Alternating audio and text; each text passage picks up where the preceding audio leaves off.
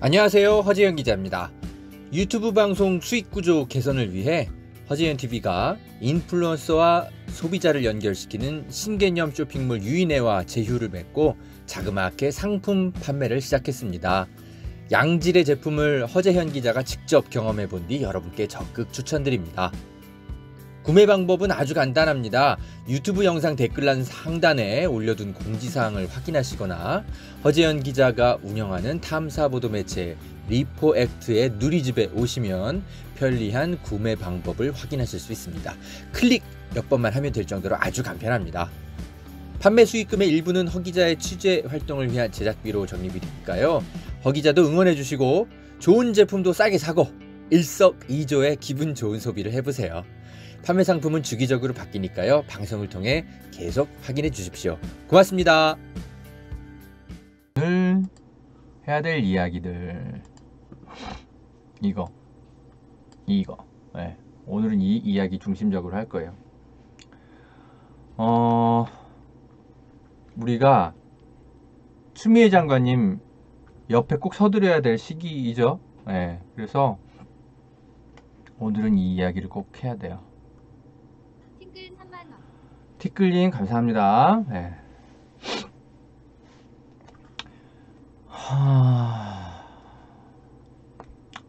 조국 장관처럼 우리 또 그렇게 희생하면 안 되잖아요. 그죠?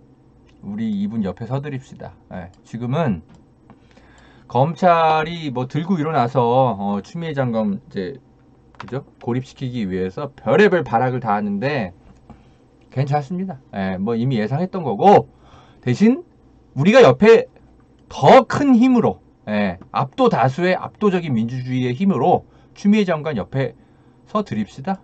아니 뭐 추미애 장관이 뭐 이 사람이 뭐 처음부터 장관을 해가지고 여기까지 온 것도 아니고 사실 우리가 맡긴 거잖아요. 검찰 개혁해달라고. 조국 장관 이후에 할 사람 없으니까 추미애 장관한테 우리가 맡긴 거잖아요. 그러면 우리가 이렇게 맡겨놓고 이렇게 이 사람 고립되는데 그냥 방치하면 안 되죠. 우리가 맡겼으니까 우리가 옆에 서줘야죠. 이렇게 고립돼 있으면. 안 그래요? 이젠 우리가 옆에 서줘야 될 것 같습니다. 우리가 지금 코로나 때문에 서초동 앞에 달려가서 막 집회는 못하지만 이제 우리가 옆에 서줘야죠. 우리가 이렇게 중체에 대한 일을 맡겨놓고 이 사람이 이렇게 힘들게 고립되어 있는데 검사들한테 우리가 그냥 방치하면 안 되잖아요. 지금 검사들이 집단적으로 계속 글을 올리고 있나 봐요. 근데 뭐 그거를 뭐 그냥 그러려니 뭐 하면 되는데 언론들이 뭐 다 똘똘똘똘 뭉쳐가지고 검찰 내부 통신망에 뭐가 올라왔는지 글들을 다 하나하나 전하고 있어요. 나도 커밍아웃 한다 이러면서. 아이고 참. 특히 이환우 제주지검 형사 1부장 검사 이 사람이 이제 고삐를 당겼죠. 이 사람의 실체에 대해서는 제가 지난 방송에서 강진구 기자의 페북 글을 통해서 밝혔죠. 자기가 무슨 뭐 대단히 무슨 정의로운 검사처럼 아이고 놀고 자빠졌네. 이미 방송 보셨을 거니까 제가 자세한 말씀을 안 드릴게요. 이 사람 피의자한테 얼마나 막대먹은 행동했는지 자기 조사하는 사람한테 다 드러났잖아요. 자기 동료 검사 비위가 드러날까봐 말도 안 되는 이유로 그 교도소에다 거의 막 그죠? 감옥에 막 가두다시피 해가지고 가족들도 못 만나게 하고 참. 그래서 가족들이 보다 못해가지고 경찰에다가 실종 신고했다라는 거 아니에요. 사업하는 사람인데 갑자기 어느 날 갑자기 사라졌다고. 이 사람이 벌인 일이에요. 접견금지 이런 거 시켜놔가지고 사람을 잡아다 놓고. 참, 여기가 중국입니까? 왜 갑자기 사람이 실종되고 그래? 10년 전에 이 사람이 그런 짓 했던 사람이라니까요. 자기 피의자한테 자기 동료 검사의 비위를 알고 있어서 폭로할까봐. 참, 자기가 무슨 정의로운 검사라고. 아이고, 낄끼 빠빠 좀 하지. 지가 나설 때 안 나설 때 이렇게 구분 못하고 이렇게 철없이 나서니까 드러나지 않아야 될 자기의 과거까지도 지금 다 드러나는 거 아닙니까? 강진구 기자가 그때 기사 썼을 땐 그냥 기억검사라고만 밝혔어요. 이환우라고 이름을 밝히지 않았었다고요. 하여튼 제 방송 나중에 이거 찾아보세요. 뭐 하여튼 뭐 이런 사람 말고도 뭐 최재만 춘천지검 형사 일부 검사 어쩌고 저쩌고 뭐 그래. 천정배 전 법무장관의 사위구나 뭐 그러거나 말거나 다 똑같은 인간들이지 뭐. 아이고. 현 상황을 벌거벗은 임금님에 빗대서 정치가 검찰을 덮는 상황을 말 못하는 어리석은 신하보다 정무감각이 전혀 없는 어린아이가 되고 싶다. 검사들이 수치심에 몸서림치고 있다. 그래. 니들은 수치심에 몸부림을 쳐야 돼. 지금까지 한 번도 너희들 한 번도 우리가 어떤 정권도 당신들 이렇게 수치심에 이렇게 뼈 때리는 방식으로 수치심을 우리가 드러낸 정권이 없잖아. 노무현 정권 때 그거 하려다 실패했잖아. 강기실 법무장관 그렇게 나가리 만들고 우리 국민이 10년 넘게 별었다. 너희들은 수치심을 느껴야 돼. 예. 그리고 이런 말도 그래. 정치가 검찰을 덮었다? 그래, 이 말은 맞죠. 왜냐? 우리가 바로 그 정치하려고 혁명을 일으켰던 거 아니에요. 그리고 우리의 검찰개혁의 명령을 국민이 가진 그 검찰개혁의 그 국민의 힘을 어디다 위임한 거예요? 문재인 정부에 위임해 준 거 아니에요. 그래서 추미애 장관한테 지금 재위임해서 문재인 대통령이 맡긴 거 아니에요. 정치가 검찰을 덮은 거 맞아요. 우리가 그걸 하려고 여기까지 온 건데 좀 국민에 의해서 당신들도 장악을 당해야 돼요. 그러니까 이런 상황이 처음이겠지. 응? 당연히 처음이지. 처음이어서 당혹스럽겠지. 당혹스러워야 돼, 니들은.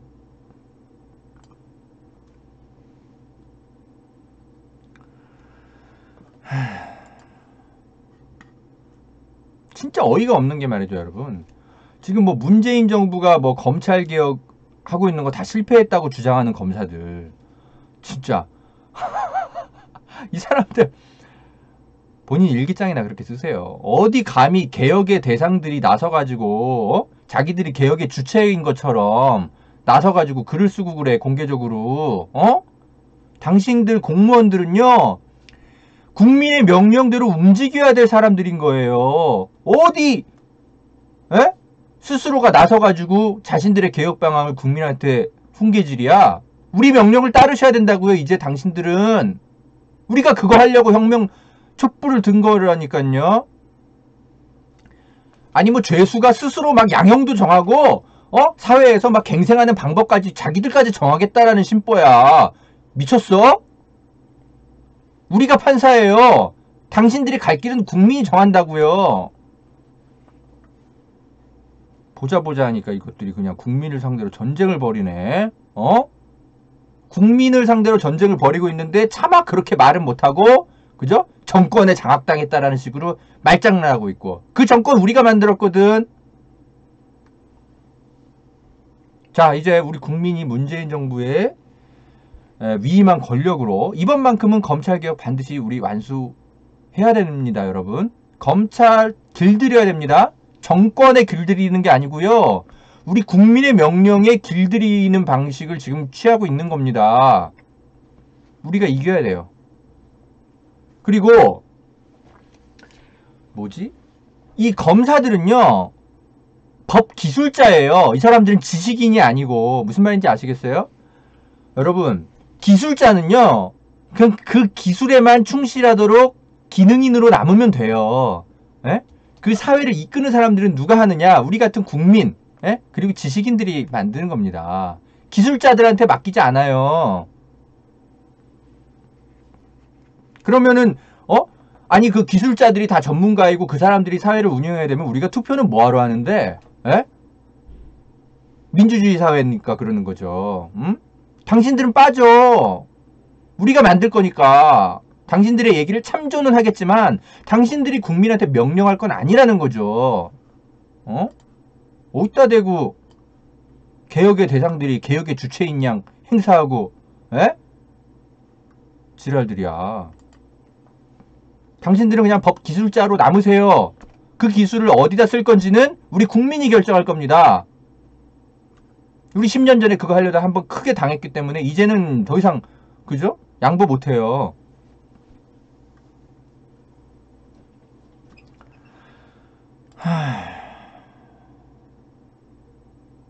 이런 것들을 기자들이 제대로 정리를 해서 국민들에게 설명을 해줘야 되는데 보수 언론들이야 뭐 그렇다 치고 자기들과 이해관계가 같으니까 검찰과 근데 왜 진보 언론들까지 정신을 못 차리고 있냐고. 이것들이 정권이 검찰을 길들이는 거라고 착각한다니까요.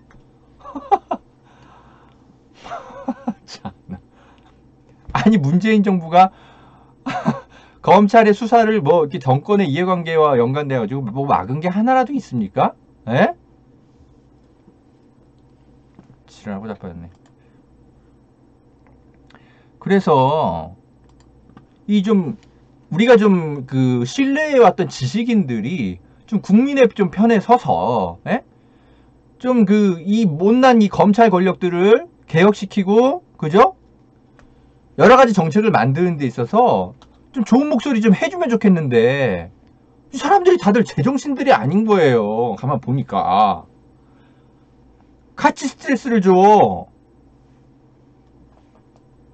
그래서 오늘은요 제가 뭐 검찰 개혁이 왜 필요한지에 대해서는 뭐 여러분 뭐 이미 아실 만큼 아니까 그 얘기보다는 오늘은 무슨 얘기를 좀 할 거냐면 우리가 소위 이제 그 사상의 은인이라고 해야 될까요? 저 개인적으로는 그래요. 강준만 씨, 진중권 씨, 최장집 교수, 홍세화 선생님, 홍세화 선배, 저한테는 한결의 선배죠.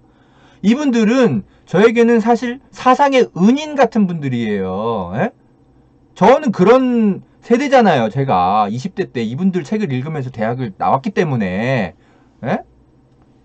근데 제가 이제 그 사상의 좀 빚을 진 사람들, 이 지식인들이 요즘 들어서 하시는 얘기들이 저와 생각이 다른 게 아니라고요. 이분들의 취재가 굉장히 많이 틀렸어요. 그거를 좀 하나하나 좀 설명을 드려야 될 것 같아요. 릴리킴님 감사합니다. 오늘은 좀 그 이야기를 좀 그 얘기를 하려고요. 그러니까 제가 왜 이 지식인들이 요즘 이렇게 이상한 얘기들을 하는지를 사실 저는 이게 정말 최근 몇 개월간 되게 혼란스러우면서도 되게 그래도 분석의 대상이었거든요. 왜 이분들이 이렇게 변한 걸까? 아니면 변한 게 아니고 원래 실체가 이런 분들인데 우리가 몰랐던 걸까? 저는 좀 진짜 궁금했었어요. 그 이유가. 그래서 오랫동안 좀 생각을 해봤는데 오늘은 좀 그 이야기를 좀 해보려고요. 뭐 결론은 그래요. 핵심만 얘기 드리면 제 지금의 이제 잠정 결론이 뭐냐면 최장집, 진중권, 강중만, 홍세화 선생님 이런 분들은 그러니까 왜 90년대까지만 해도 우리가 해외 유학을 아무나 갈 수는 없었잖아요. 그리고 인터넷은 당연히 없던 시절이었고요. 그러니까 그때에는 어떤 지식을 과점하고 독점하는 세력들이 어떤 사람들이냐, 어찌저찌한 어떤 뭐 출신 뭐 계급에 됐건 뭐가 됐건 간에 뭐 서울대 학벌이 됐건 간에 어찌저찌 그런 소수의 어떤 그 경험과 특권 이런 것들을 획득한 분들이 소수로 존재했을 때 그때 우연찮게 배출된 유능한 지식인들이었을 뿐인 것이 아닌가. 근데 지금 20년이나 지난 지금은 그죠? 누구나 유학을 한 번씩 갈 수 있는 경제력이 되어 있는 시대가 되었죠. 그리고 인터넷으로 우린 누구나 그죠? 아무나 그 어떤 고급 집단 이런 데에서만 유통되는 정보가 아니라 그런 것들이 다 정보가 굉장히 대중적으로 많이 유통되는 시대잖아요. 그러니까 정보와 지식 접근 이런 것들이 상향 평준화된 시대가 요즘이라고요. 그죠? 허재영 기자만이 가지고 있는 기자로서의 전문가의 식견, 그죠? 유튜브 방송을 통해서 누구나 들을 수 있는 그런 시대인 거잖아요. 집에서 밥 먹다가 밤 9시에 잠깐 휴대폰 켜면 이런 얘기 들리는 거잖아. 누구나 들을 수 있는 그런 시대인 거잖아요. 정보와 지식의 접근 이런 것들이 상향 평준화된 시대란 말이죠. 그러니까 과거에 90년대만 해도 이런 고급 지식이나 정보를 소수의 사람들만 그렇게 좀 점유할 수 있었던 시대. 그때 운 좋게 배출된 지식인들에 불과했던 것이 아닌가. 그러니까 이제는 정보나 이런 것들이 지식이 상향 평준화되니까 이분들의 원래 실력의 상태가 이제는 좀 대중의 눈에도 드러나는 어떤 그런 것이 아닌가 그런 생각이 드는 거예요. 이게 제 잠정 결론이에요. 그러니까 지식인이 변절한 것도 아니고요. 지식인이 몰락한 것도 아니고요, 여러분. 그냥 지식과 정보가 상향 평준화되니까 이분들의 그냥 레벨이 그냥 우리 눈에 이제 보이는 거예요. 우리가 상향 평준화된 겁니다. 저는 좀 그렇게 보여요. 이분들이 변절한 것 같지는 않아요. 이분들의 얘기를 들어보면 초심은 갖고 계신 것이 보여요. 예. 우리 사회를 비판적으로 분석하고 나아갈 길에 대해서 올바른 길을 제시하고 싶어하는 지식인의 욕망 같은 게 저는 보여요. 그 순수성은. 그거 자체가 사라진 것 같진 않아요. 근데 이 사람들이 하는 얘기들이 다 오류투성이잖아요. 그건 이유가 뭘까? 저는 그게 궁금했거든요. 그래서 저 요즘의 결론은 뭐냐면 이분들이 지식인이 변절한 게 아니라 지식과 정보가 상향 편준화되면서 이분들의 지식의 미천을 대중의 눈으로 분석할 수 있는 시대가 됐기 때문에 이분들의 수준이 이제는 우리가 보이는 거죠. 과거에는 안 보였다가. 그래서 지식인이 몰락한 게 아니라 지식인의 평균화가 진행되는 시대로 가고 있기 때문에 벌어지는 현상이 아닌가? 저는 그렇게 분석하고 있어요. 최대한 이분들에게 우호적으로 분석하고 있는 거죠. 고 한 땀 한 땀님 감사합니다. 그래서 제가 아까 그 페북에도 올려드렸고 유튜브 커뮤니티에도 올려드렸지만 지식인들이 도대체 무슨 생각들을 하면서 살까 궁금해지더라고요. 그래서 지식인의 실체에 대해서 이 사르트르가 지식인을 위한 변명이라는 책을 과거에 이제 낸 게 있었더라고요. 사르트르란 존재는 당연히 저도 알죠. 네, 아는데 이분이 낸 책은 제가 직접 사서 읽어본 적은 없어요. 그런데 강진구 기자 페북글을 보고 사르트르가 이 지식인의 정의에 대해서 이렇게 내렸고 지식인이 어떤 오류를 범할 수 있고 그 오류를 극복하기 위해서 지식인들은 어떤 노력을 해야 되는데 그런 것들에 대해서 사르트르가 한 얘기가 있더라고요. 그래서 오늘 급히 제가 서점에 가가지고 이 책을 사왔어요. 이 장폴 사르트르 이 사람이 1980년도에 죽었더라고요. 제가 태어난 해가 1980년도거든요. 그러니까 모르겠어요. 저는 이 사람의 책을 당연히 읽고 자란 세대가 아닌 건 너무 당연한 거죠. 그런데 뒤늦게라도 이 사람이 이런 얘기를 했으면 당연히 책은 읽어볼 수 있는 거죠. 그래서 제가 이 책을 사와서 하여튼 읽고 있어요. 읽고 있는데 마저 다 읽으면 다시 방송을 만들게요. 근데 오늘은 이 이야기를 드릴게요. 지금 이 지식인들이 오류를 범하고 있는데 많은 대중들이요. 예, 이기용님 그러니까 여기 강의 듣는 거라기보다 여러분 여기 그 카페잖아요. 시사 바리스타 시사 카페입니다. 원래 카페에서 이런 토론하는 거잖아요. 그래서 카페의 본질에 충실한 방송인 겁니다. 이기용님 그렇게 이해해 주시면 돼요. 약간 학술적인 이야기 좀 하자고요, 여러분. 카페니까 예, 원래 카페가 그런 거 하던 공간이에요. 프랑스에서 여러분 아시잖아요. 잠깐 무슨 얘기하다 나왔지?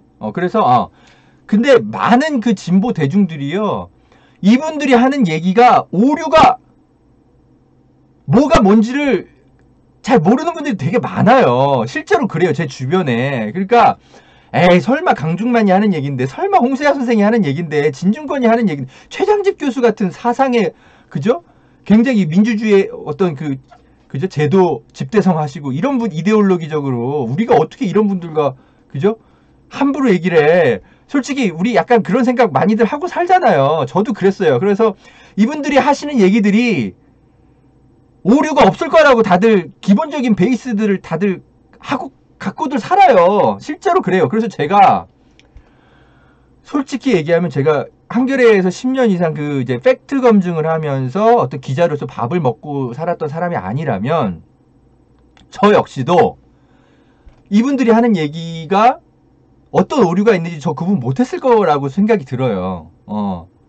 전 모르겠어요. 그렇게 자신 없어요. 그런데 다행스럽게도 다행인지 불행인지 아무튼 저는 팩트 검증하는 것만큼은 대한민국에 이제 내놓으라는 그죠?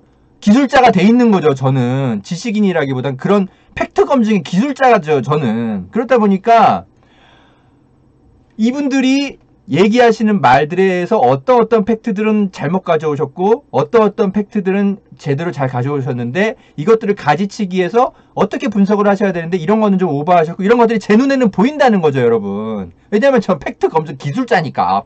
그걸로 10년 넘게 대한민국 상위 3% 에? 밥 먹고 살았다는 사람 아닙니까? 이분들의 지식의 그 수준까지 제가 이르렀다라는 게 아니고요. 팩트 검증의 기술자라는 거죠. 제 말 이해되시죠?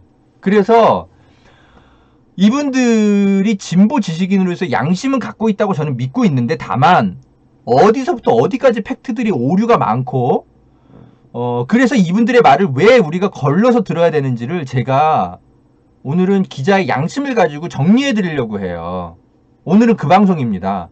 예. 한 1시간 가까이 떠들 거예요, 여러분. 그러니까 예. 귀 기울여 들어주셔도 되고 예, 잠 오시면 주무셔도 되고 커피 한잔 하시면서 그냥 오묘하며 그냥 들으셔도 돼요. 오늘은 이 이야기 할 겁니다. 이제 이 방송 이후로 저는 이제 그죠? 홍세아 선배나 진중권 씨랑은 이미 안녕한 지 오래고 최장집 교수나 강준만 교수나 저는 이제 연락 못하는 사이가 되는 거죠. 저라는 존재의 기자는 다들 알죠. 특히 김경률 위원장은 저랑 너무너무 친한 분이죠. 지금도 사적인 통화는 계속 하시는 분인데 김경일 위원장은 그래도 저랑 계속 소통은 할 거예요. 그런데 나머지 분들은 이제 완전히 끝이죠. 괜찮습니다. 어쩔 수 없어요. 대중들이 겪는 혼란이 너무 커요. 자, 여러분 보세요. 먼저 진중권입니다. 이분들이 얼마나 팩트가 틀린 이야기를 하시는지를 제가 잘 짚어드릴게요. 제가 이분들 지식을 논하는 게 아니에요. 왜냐면 각자 전문 영역이 다른데 제가 이분들의 지식 수준을 제가 어떻게 따라가요? 따라갈 필요도 없는 거고. 다만 이분들이 하는 얘기가 팩트가 뭐가 틀렸는지 정도는 검증할 수 있는 저는 팩트 검증 기술자라서 한다라는 말이에요. 그 오해하지 마세요. 절대. 에이미님 감사합니다. 먼저 이거 보세요. 경향신문. 최근에 진중권의 돌직구 이 칼럼 연재하고 있잖아요. 지리산 자락의 영혼들 이러면서 이 사람이 이제 조정래 선생 이제 막 비판하는 친일파들, 에? 국내 이제 토착 외구들 있잖아요. 이분들 이제 비판하는 이제 조정래 선생의 글을 다시 한번 비판을 한 건데 진중권 씨가 비판은 할 수 있는데 팩트가 틀렸죠가 팩트가 보세요. 이런 건 기자의 눈으로 날카롭게 보지 않으면 알 수 없어요. 대중들은 잘 몰라요. 잠깐 보여드릴게요. 제가 여러분을 무시하는 게 아니라 저는 그냥 그 팩트 검증 기술자라서 말씀드리는 거예요. 이건 제가 그냥 프로페셔널 영역인 거니까 그냥 좀 그렇게 그냥 들어주세요. 지금 그 진중권 씨가 뭐가 틀렸냐면 이거 보세요. 잠깐 읽어드릴게요. 친일파의 기준이 무엇일까? 아마도 과거에 극우파들이 100만에 달한다고 하던 남한의 간첩의 기준과 크게 다르지 않을 게다. 국가 반역자를 처단한다는 발상이나 민족 반역자를 단죄한다는 발상이나 어차피 시민의 권리와 자유를 침해하는 이념의 광기 어쩌고저쩌고.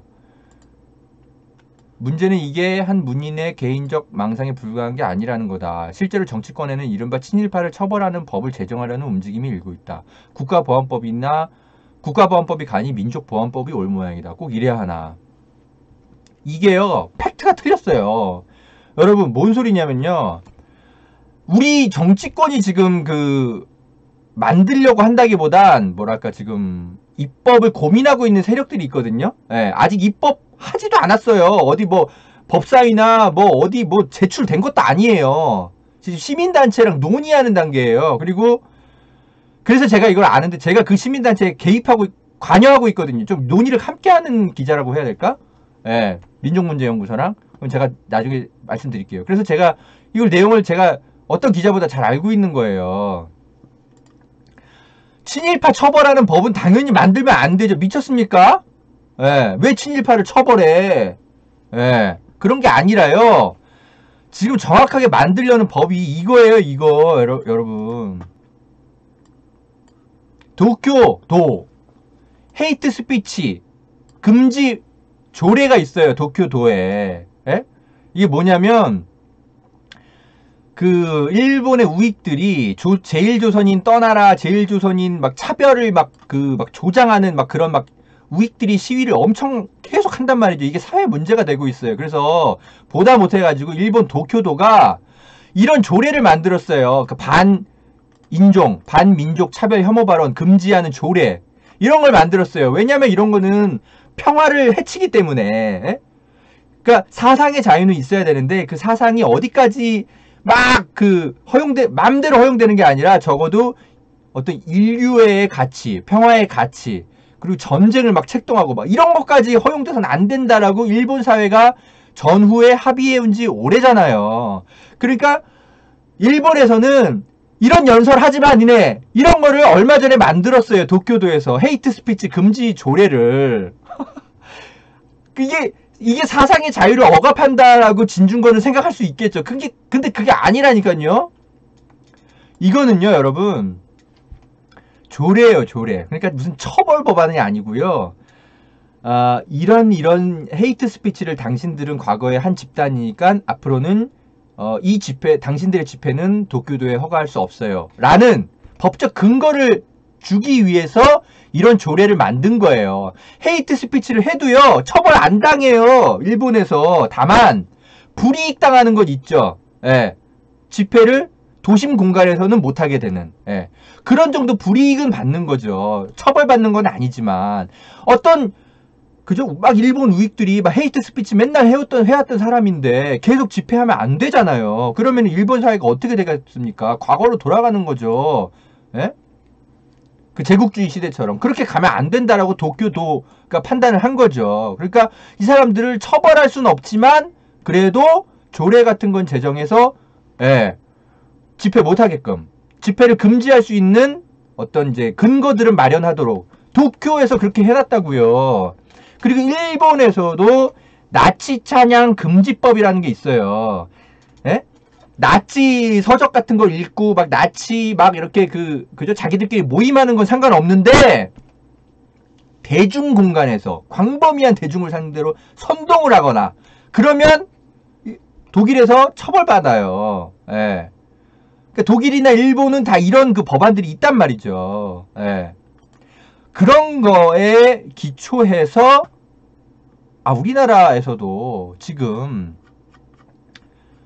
왜 이런 법이 우리나라에는 없는가? 그러니까 친일파를 처벌하는 법이 아니고요. 진중권이 잘못 설명한 거고요. 친일 찬양 금지법 같은 거는 왜 한국에는 없는가? 도쿄도에서도 헤이트 스피치 금지 법안 조례 같은 걸 만드는데 예? 우리나라는 아예 아무것도 없는 거예요. 그래서 지금 무슨 일이 벌어지고 있어요? 예? 지금 일본 대사관 앞에 그 소녀상 앞에서 그저 우리나라의 토착 왜구들이 막 우길기 같은 거 막 펼쳐놓고 예? 우리 그 위안부 할머니들 막 모욕하는 발언하고 막 인종 증오 막 그런 막 스피치하고 그죠? 그런 일들이 계속 벌어지고 있는데 종로경찰서가 이 사람들을 막을 근거가 없어요. 왜냐하면 집회의 자유가 있는 나라니까 우리나라는. 예? 아무런 근거가 없으니까 이 사람들이 막 행동을 하는 거예요. 그러다 보니까 그 약간 오버하시는 분 누구 있지? 하여튼 약간 이제 그 민족주의 단체들이 그런데 이제 가가지고 막 패싸움이 아니라 막 멱살 잡고 싸우고 있고 막 그래요. 니네들 이 토착 왜구다 막 이러면서 예? 그 우길기 펼친 사람들 분에 못 이겨가지고 그러니까 우리나라 공권력이 그 사람들 통제를 못하니까 우리나라 시민들이 예? 민족주의적 어떤 생각이 좀 강한 분들이 가서 대신 싸우고 있다니까요. 막 몸싸움하고 그러면 이제 쌍방폭행으로 종로교차소 가서 같이 조사받고 나오고 예? 초심님 그런 분들 예? 막 그 의로운 분들 있잖아요. 막 분에 못 이겨가지고 그런 분들이 생고생하고 있다니까요. 왜 국가가 해야 될 일을 왜 시민들이 나서서 그렇게 폭력적인 방식으로 해결해야 되냐고.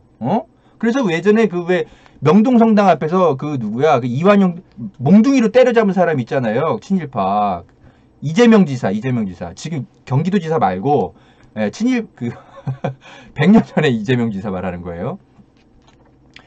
그런 행동을 하고 계신 분들이 여전히 우리나라에도 지금 있다고요. 왜 이분들한테 이걸 맡기냐고요. 법으로 규제를 해줘야지. 응? 그래서 우리나라에도 이런 헤이트 스피치 금지 조례 같은 것들이 좀 필요한 거 아니냐. 이런 거를 만들려는 움직임이 있고요. 그거를 주도하는 곳이 민족문제연구소 같은 단체예요. 근데 제가 그 민족문제연구소랑 뭐 업무 제휴까지는 아닌데 아무튼 자주 소통하면서 이 법안을 어떻게 정치권에 제안하고, 그리고 뭐랄까 그 진보 독재 법안이 되면 또 안 되는 거잖아요. 그죠? 이 진중권 씨가 말한 것처럼 민족보안법처럼 이런 것이 악용돼서는 또 안 되는 거잖아요. 그러니까 이런 것들이 형사처벌 조항 같은 거 없이 일종의 좀 캠페인성으로, 계도성으로, 그러니까 도쿄도 헤이트 스피치 조례처럼 이런 식으로 지금 만들 방법은 없을까? 지금 고민을 제가 함께 같이 하고 있다고요. 예? 그래서 그래서 이 진중권 씨 같은 사람이 이런 말들을 하면 이게 뭐가 이게 틀린 말인지를 저 같은 기자들은 아는 거거든요. 예? 그러니까 자, 진중권 씨가 이런 것들을 취재를 아마 안 하고 기사를 썼을 거예요. 예, 지금 이 한국에서 친일 찬양 금지법을 만들려고 하는 어떤 연구자들이 어떤 철학과 어떤 해외 사례들을 연구하면서 이런 것들을 정치권에 제안하려고 하는지. 민족문제연구소랑 광복회 있잖아요. 이쪽이 중심이 돼서 지금 21대 국회에 이걸 제안하려고 하는데 그 틀을 어떻게 만들지를 지금 논의하는 단계예요. 아주 기초적 수준에서. 그리고 그것들을 제가 모니터링하고 있고요. 같이. 조만간에 좀 구체화가 되면 허지연 TV에서 캠페인 같이 해가지고 여러분 이거 대대적으로 제가 홍보를 시작할 거예요. 근데 아직 그런 단계는 아니어가지고 제가 좀 조용히 있는 건데 이런 게 있다고요, 여러분. 예? 그 왜 대학생 단체들이 지금 소녀상 지키느라고 지금 힘들잖아요. 우리 국민이 다 같이 해줘야 되는데 우리가 생업에 바쁘니까 대학생들이 가서 그러고 있다고요. 우길기 막 그런 것들이 소녀상을 덮을까봐. 왜 그거를 왜 우리 같은 생업에 바쁜 사람들 우리가 해야 되는데 공권력이 해야지. 우리가 이런 조례조차도 없기 때문에 그래요. 친일파를 처벌하려는 게 아니라. 자, 여러분, 이 얘기 듣기 전까지는 진중권이 설마 이 사람이 뭐 취재 같은 걸 안 하고 이런 칼럼을 쓰겠어? 에이, 뭔가 근거가 있으니까 이런 이야기를 쓰겠지라고 생각하겠죠, 대부분. 근데 보세요. 취재를 안 하고 이런 칼럼을 쓴다니까요. 이렇게 유명한 사람들도.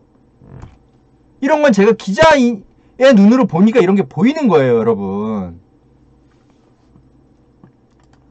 자, 진중권의 헛소리 뭐 한두 개여야지. 그래도 오늘은 이제 지식인들의 팩트 취재 안 하는 것들 제가 좀 설명드리는 거니까 좀 더 설명드릴게요. 진중권이 막 이런 주장하잖아요. 한명숙 사건은 VIP의 수건사업 명분 만들어 사면할 계획이다. 자, 이런 얘기를 하려면 근거를 제시해야 되거든요. 이런 건 장사미사 누구나 이런 주장은 할 수 있지. 근데 유명한 지식인이고 자기가 사회적 영향력이 있는 지식인이라면 자기가 뭐 때문에 이런 판단을 하는지, 한명숙 사건 재심을 하려는 이유가 VIP 수건사업이라고 진짜 판단하는 이유가 뭔지 근거를 들어야 되는데 근거가 이거밖에 없어요. 그냥 이거 덜렁하는. 아무리 생각해도. 없어요. 아무리 읽어봐도. 자기 페이스북에다 쓰는데. 에? 없어. 없어. 응?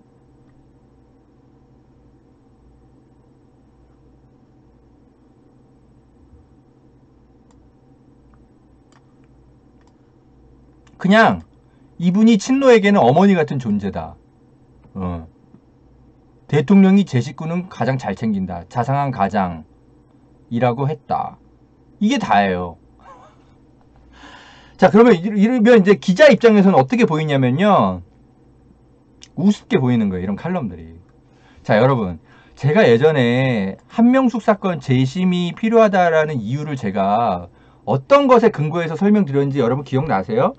제가 한명숙 그 전 총리 사건 판결문을 직접 가지고 와가지고 여러분이랑 한 3, 40분 같이 앉으면서 읽어가면서 판결문 속에 뭐가 써있고 당시 이 사람을 한명숙 전 총리를 이제 최종 유죄 판결은 받았지만 무죄라고 보는 판사들 대법관 6명이 또 있었단 말이죠. 그분들은 어떻게 이 판결문 속에 이 근거들을 써놨는지, 이 검찰 수사가 이거 뭐가 좀 이상한지 써놓은 근거들이 있단 말이죠. 저는 그걸 가지고 여러분한테 이 한명숙 사건 이거 재심이 좀 필요할 수도 있다라고 설명드린 게 있어요. 여러분 그때 기억나세요? 이거 제가 그거 판결문에 근거해가지고 설명을 드렸어요. 네. 그때 이게 이제 판사의 해석인 겁니다. 네. 자, 이거 근데 여러분 이게 이미 많이들 아니한 보셨을 게 거예요. 뭐냐면 한 5,000명 이건 제 보셨더라고요. 주관입니다. 이 콘텐츠도. 지금 한만호가 그러니까 제가 하고 싶은 얘기는 뭐냐면 여러분 예금 계좌 2차 취재를 좀 하고 이런 칼럼을 좀 쓰라고. 그러니까 봐봐요. 이게 판결문을 만약에 진중권 교수가 만약에 읽어보고 칼럼을 썼다면 이 판결문에는 이 칼럼에는요 판결문의 내용이 반드시 들어가 있어야 돼요. 이 판사는 뭐라고 얘기했지만 나는 이런 부분에서 동의가 안 되고 이런 부분들은 너무 과하다고 생각한다. 그렇기 때문에 이거는 한명숙 사건 재심 주장은 VIP의 수건 사업이다. 이렇게 논리 전개가 돼야 되거든요. 이 사람 그게 없어요 칼럼에. 에? 없다니까요. 그냥 이분이 친노에게는 어머니 같은 존재. 이거밖에 없어요. 근데 대중은 그래도 진중권 같은 사람인데 판결문 정도 받겠지. 이렇게 생각하고 이 사람 페북글을 본다라는 거 아니에요. 얼마나 황당합니까? 참. 그러니까 제가 그때 판결문 이제 읽어드리면서 여러분 제가 했던 얘기가 그거잖아요, 여러분. 자, 제가 그때 보수적으로 최대한 설명드렸을 거예요. 이분 이제 한명수 전 총리가 설사 재심을 하더라도, 그죠? 완벽하게 무죄가 나올 거라는 그 보장은 못한다. 왜냐하면 판결문을 읽어보니까 그렇다. 한명숙 전 총리 동생에게 입금된 계좌에 그 1억 원, 그게 소명이 좀 잘 안 된다. 그러니까 말끔하게. 그러니까 이분이 9억 원 정치자금법 위반 수수 요걸로 3년형 유죄를 받으셨을 거예요. 근데 9억 원은커녕 9억 원 중에 8억 원이 다 좀 이상해. 한만호 씨의 진술이 있긴 한데 나중에 한만호 씨가 그걸 다 뒤집거든요. 근데 그거를 검사가 제대로 안 들어. 판사도 그렇고. 그나마 가지치기하고 해서 1억 정도가 허재현 기자의 좀 보수적 시선에 걸리더라고요. 그렇기 때문에 9억이 됐건 어쨌든 1억이 됐건 받은 건 받은 거니까 최종적으로 무죄가 안 날 가능성은 있다라고 제가 그때 분석을 해드렸을 거예요. 근데 다만 제가 한명숙 전 총리가 그래도 재심이 필요해 보인다라고 했던 이유가 뭐냐, 판결문을 보니까 이 검찰이 형사소송법의 대원칙을 지켜가면서 수사를 했는지 의문투성이가 너무 많다라는 그런 게 판결문에 써 있거든요. 형사소송법 절차를 위반한 게 많이 보여요, 검사가. 그러니까 예를 들어서 한만호 씨가 검찰에 한 70회 정도 출석을 하는데 무슨 이유인지 모르겠는데 그렇게 많이 왔다 갔다 해서 조사를 시킨 거예요, 구치소에 갇혀있는 사람을. 근데 그렇게 한 6개월인가 7개월인가 막 괴롭히는데 정작 조서에는 5차례의 진술조서밖에 안 남은 거예요. 도대체 왜 이상하잖아요, 그죠?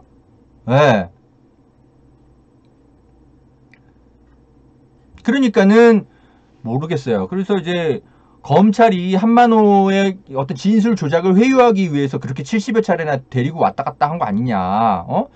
이렇게 의심이 되는 거죠. 근데 이런 이야기는 무슨 친문 정권, 무슨 정치인이 하는 소리가 아니라 이게 판결문에 판사의 그 글자로 써 있다니까요. 이게 형사소송법의 대원칙을 지켜가면서 수사가 이루어진지 상당히 의심스럽다. 대법관 6명이 그렇게 써놨다고요. 그래서 한명숙 전 총리가 9억 원을 받았는지 1억 원을 받았는지 아니면 그 1억 원도 정말 본인 주장대로 그죠?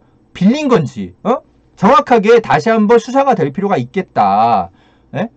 양형이 다르잖아요. 9억 원 받은 것과 1억 원 받은 거는 확실히. 그리고 1억 원도 꼰 거라고 하니까 다시 수사할 필요는 있는 거죠.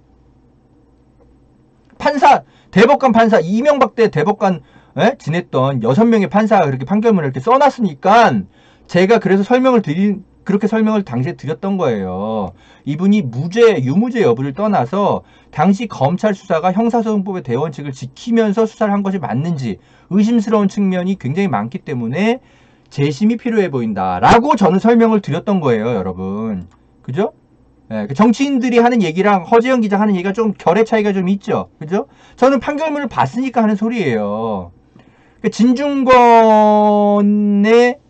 어떤 그 설명과 허재현 기자의 그 설명의 차이를 대충 아시겠죠, 이제 여러분? 제가 볼 때 진중권은 판결문 이분 안 읽었어요. 안 읽었으니까 그런 식으로 헐거운 주장을 하는 거예요.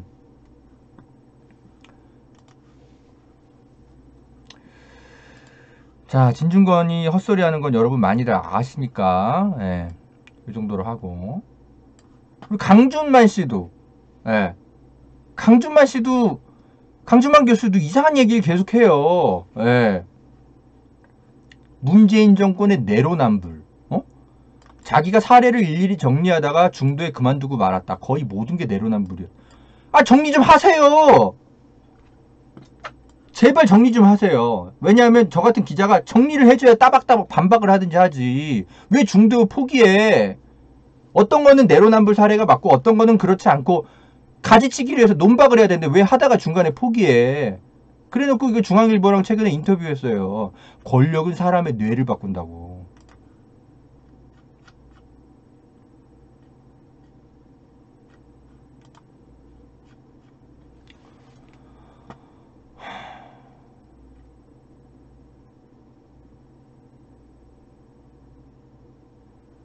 여권이 추진하는 고위공직자 범죄수사처에 대해선 개혁진보 진영 내에서도 민주주의에 지극히 위험한 법이라는 비판이 제기된다. 물론 문재인 정권은 들은 척도 하지 않았다. 자, 이런 것부터 보세요. 이런 것도 취재가 안 돼 있다라는 게 보이는 게 뭐냐면, 여러분, 공수처장이요. 그러니까 자, 진보 진영 일부에서 이 법 처음에 그 공직자 비리수사처에 문제점이 많다라고 얘기한 것도 맞아요. 뭐 때문에 그랬냐면 공수처장을 정권이 마음대로 임명해서 하명 수사시킬 수도 있는 거잖아요. 그래서 이거 또 다른 검찰 권력이 될 수 있다. 이렇게 우려한 건 사실이거든요. 바로 그런 것 때문에 공직자 비리, 이 고위공직자 범죄수사처와 관련한 이 법이 어떻게 만들어졌냐면 뭐죠? 야당 고위공직자 범죄수사처 처장을 임명하는 뭐죠? 위원들 있잖아요. 지금 그 위원들을 누구누구를 임명할 건지를 지금 추천받고 있잖아요. 여야가. 근데 그 야당에서 야권에서 추천한 사람 전문가가 두 명이 추천할 수 있는데 그 중에 단 한 명이라도, 그 두 명 중에 한 명이라도 나 이 사람을 수사처장으로, 공수처 수사처장으로 나는 동의 못하겠어 라고 하면 대통령이 임명조차 못하도록 그렇게 법을 만들어 놨어요. 히파크님, 콕핑님 감사합니다. 그래서 바로 그런 점을 우려해가지고 고위공직자 범죄수사처를 굉장히 보수적으로 만들어 놨다라니까요. 2월 달에 그렇게 법이 통과가 됐어요. 올해 2월 달에. 그러니까 이 강준만 교수님은 비판이 제기된다까지만 있고요. 그래, 그 비판이 제기된 건 수년간 제기된 건 맞거든요. 근데 그것 때문에 최종적으로 국회에서 어떻게 법안이 그죠? 수정돼가지고 통과됐는지까지가 안 담겨 있어요. 이 기사에, 이 칼럼에, 인터뷰에. 취재가 덜 돼 있는 거죠. 중간에 멈춰 있어요. 그 기자의 눈엔 이런 게 날카롭게 보이는 거예요, 여러분. 그러니까 제발 좀 정리 좀 하세요. 하다 포기하지 말고. 그래야 제가 논박이라도 좀 하죠. 왜 하다 말어? 따박따박 제가 다 논박해드릴 수 있어요. 제 양심을 가지고. 최장집 교수도 이상한 얘기 하잖아요. 보세요.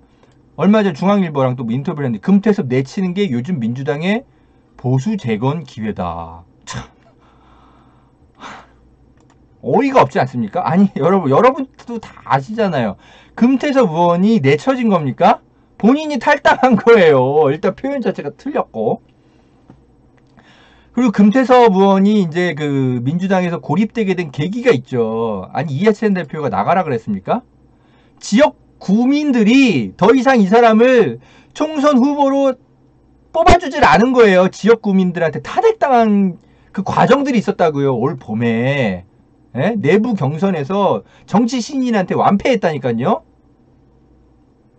그러니까 우리 기자들도 좀 예상하지 못했던 일들이 좀 벌어졌던 거죠. 왜냐하면 민주당 같은 좀 거대 정당들이 늘 위에서 이렇게 미는 사람들 내리꽂으면 공천 받으니까. 근데 지역 구민들의 아래로부터의 어떤 혁명이라든가 아래로부터의 정당 민주주의 이런 것들이 거대 정당으로 갈수록 그런 게 잘 실현이 안 된단 말이죠.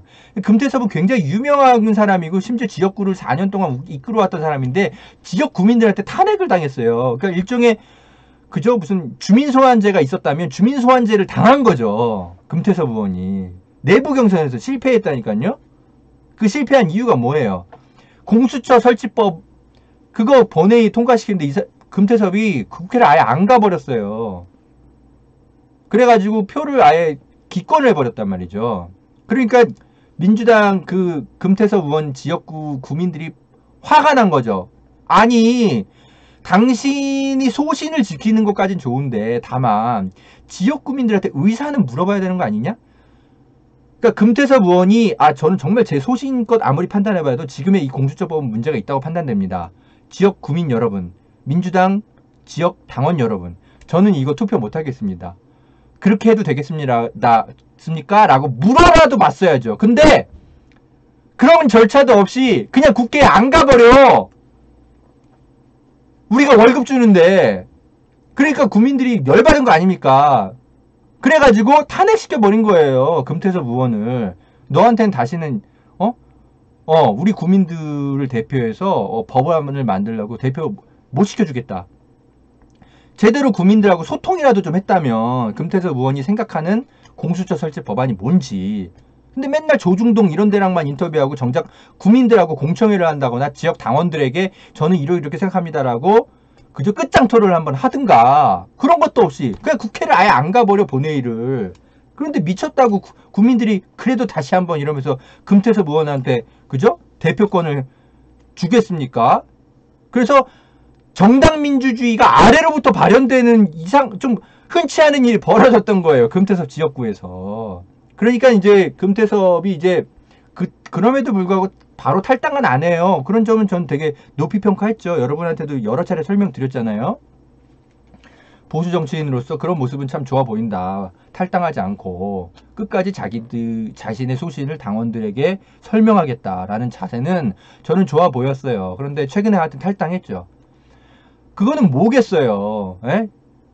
아무리 생각해도 이 민주당 안에서 내가 성공할 수 있는 기회는 더 이상 없겠구나. 설 자리가 없겠구나라고 정치적 판단을 한 거죠. 그래서 그냥 탈당한 걸 가지고 뭘 마치 그죠?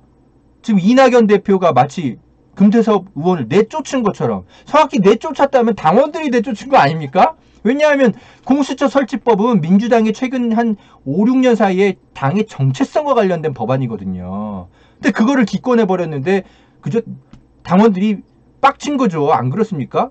정의당을 예를 들면 정의당이 예를 들어서 뭐 정리해고법 뭐 이런 것들 맘대로 할 수 있는 법안에 국회에서 통과되는데 반대 투표를 해야 되는데 찬성했다고 쳐봐요. 그러면 정의당에서 그 의원이 살아남겠습니까?